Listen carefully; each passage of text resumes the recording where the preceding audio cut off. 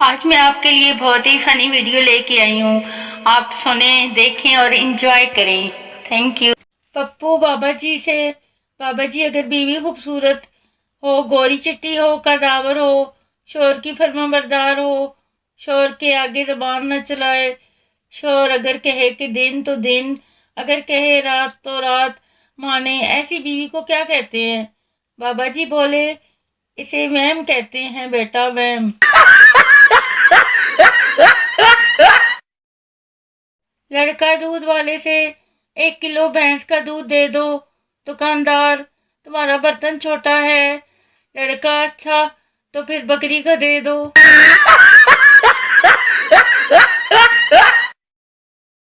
जी लड़का क्या करता है?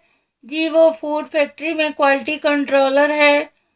बाद में पता चला कि सब्जी मंडी में साफ टमाटर एक तरफ और गंदे टमाटर एक तरफ करता है।